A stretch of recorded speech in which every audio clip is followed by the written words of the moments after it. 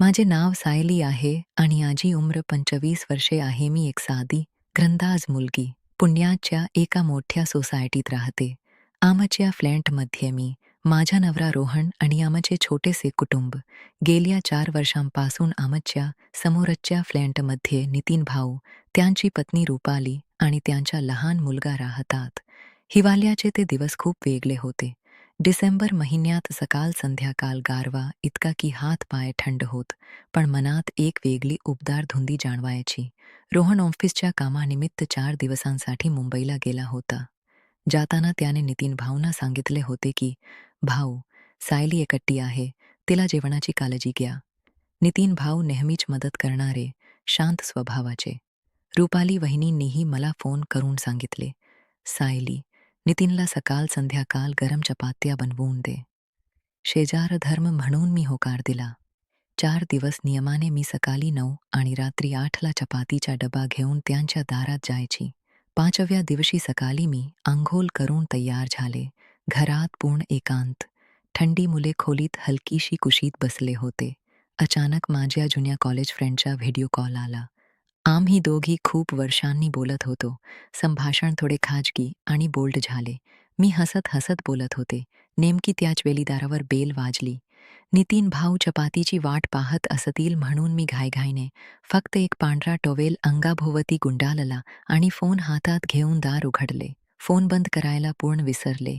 दार उघडताच नितीन भाऊ उभे होते. त्यांच्या हातात काही फले होते. सायली, तू एकटी आहेस म्हणून मी डबा घेण्यासाठी पुढे झाले, पण घाईत माझा फोन खाली पडला. नितीन भाऊ वाकले आणि फोन उचलला. स्क्रीनवर माझी फ्रेंड विवस्त्र अवस्थेत होती आणि व्हिडिओ चालू होता. त्यांच्या चेहऱ्यावर आश्चर्य आणि संकोच पसरला. मी घाबरले, पुढे झाले, पण त्याच क्षणी माझा टॉवेल सुटला आणि काही क्षण मी त्यांच्यासमोर पूर्णपणे उघडी झाले. थंड हिवाळ्यातही माझ्या अंगावर आग लागली. मी पटकन टॉवेल उचलला, डब्बा घेतला आणि दार बंद केले. माझे हृदय धडधडत होते. आता ते रुपाली वहिनींना सांगतील का, हा विचार दिवसभर डोक्यात घोलत राहिला. दिवसभर मी खोलीत बसून राहिले. बाहेर पाऊस सुरू झाला होता. खिडकीतून थंड हवा येत होती. मोबाईलवर नजर टाकत होते, पण काही मेसेज नव्हता. मग दुसऱ्या दिवशी सकाळी 9 वाजता बेल वाजली. मी मुद्दाम फक्त टॉवेल गुंडाळला. दार उघडले. नितीन भाऊ उभे होते. आज त्यांचे कपडे साधे पण आकर्षक. मला पाहून हसले. सायली, आजही तेच.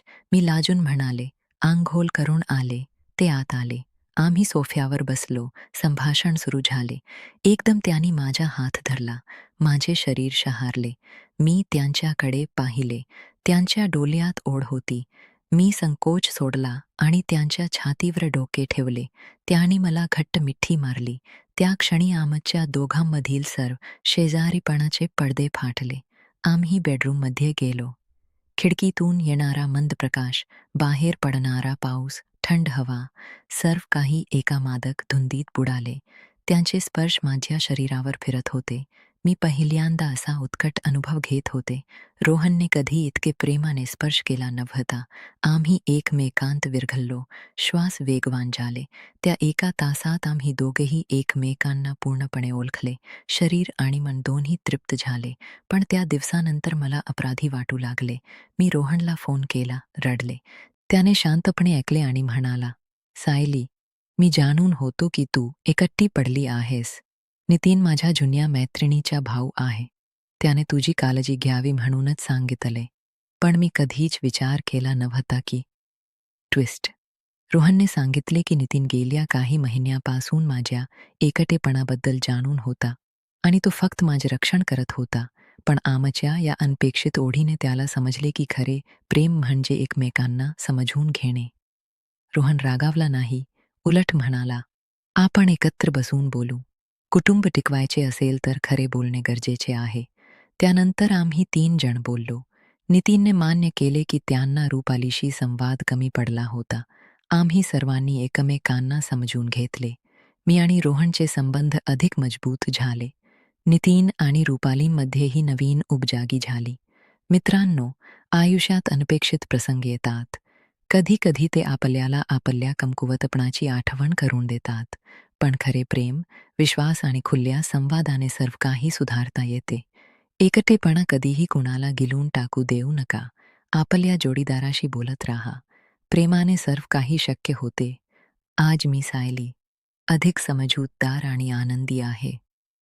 तुम्हालाही ही कहाणी आवडली असेल तर तुमच्या मनातील गोष्टी तुमच्या प्रिय व्यक्तीला सांगा. काळजी घ्या, प्रेम करा आणि आनंदी राहा.